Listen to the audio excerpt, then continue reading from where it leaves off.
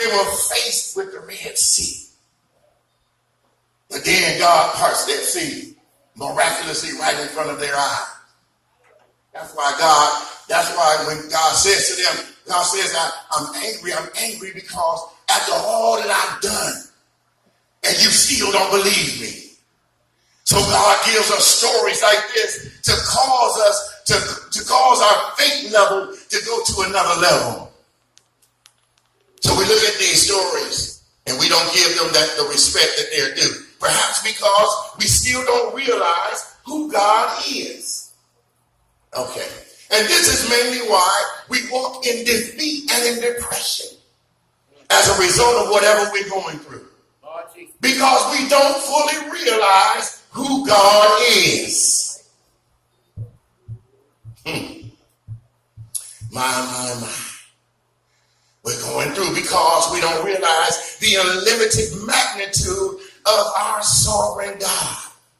So the story goes on to express the commitment and worship of these Hebrew boys towards God.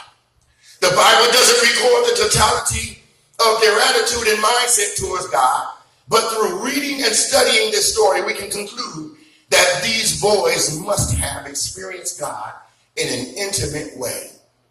Anybody ever experienced God in an intimate way? Anybody, you didn't wait to come to church before you had an experience with God? All right. Yeah. Anybody just been in there, they call it the closet, but it could be your bedroom. It could be your kitchen. It could be the bathroom. Wherever you might have met God and you felt God, you felt his presence. Is anybody other than me that ever had that happen to them?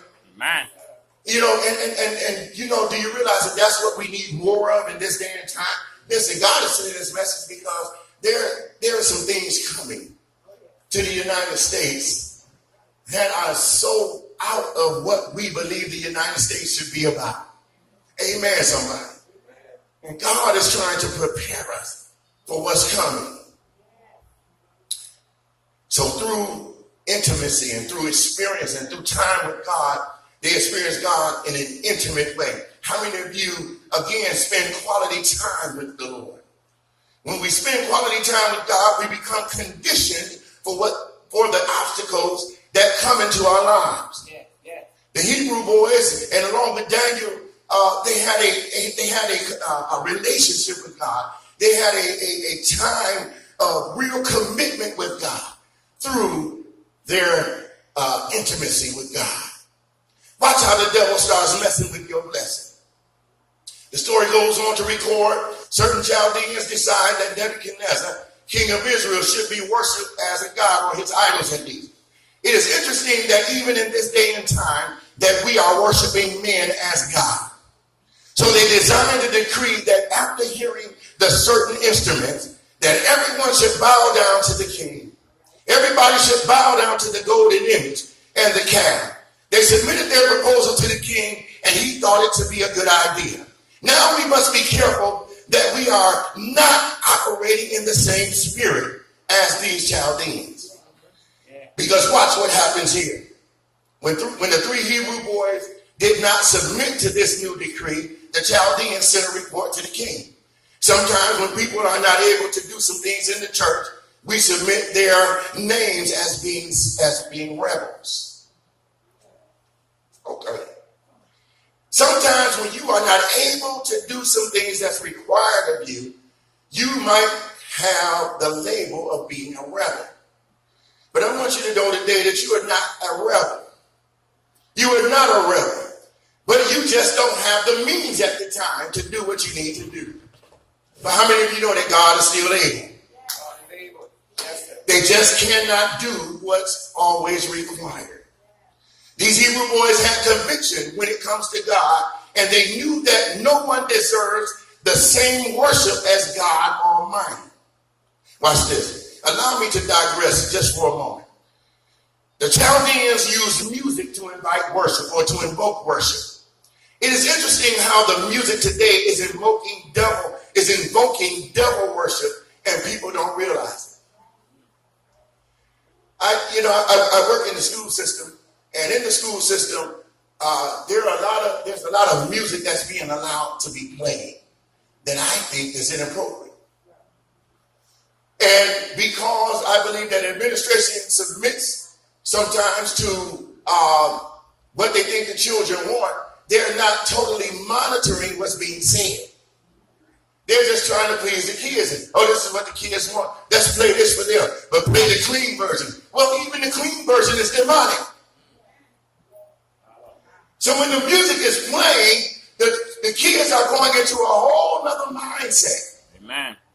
I'm watching this. I watch it every day. I see it. They go into a whole other mindset because of what's being said. And you wonder why kids are being rebellious. You wonder why they're disrespecting parents and disrespecting authority. You wonder why? Because it's something in the music. Music is a universal language.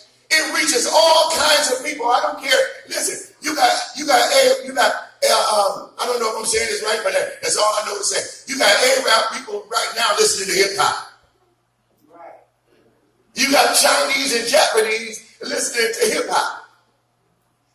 When I Uber, I actually, I have some people in my car, and I ask them, well, because it's a part of our job description to let them hear whatever they want to hear. And so I'm thinking they want to hear, something that I believe they want to hear.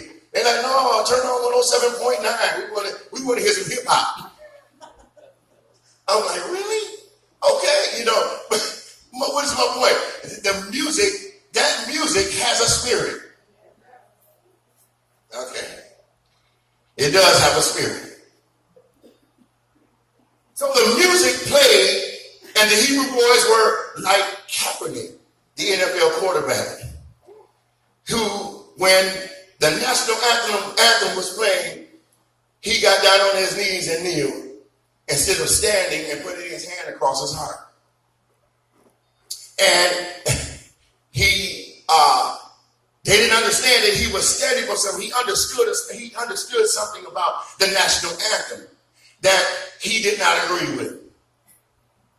That should be an example to us going forward, where we honor God with great respect and we don't allow the world to influence our worship to God. You don't have to allow things to come into the church just because you have young people. When we were growing up, we listened to what the saints listened to, and that's what we grew up on, and we still love it today. Right. Man. Now, there's some things that Lewis be singing sometimes I don't quite remember because he's a little older than I am, but he knows it, and from a boy. Come on, somebody.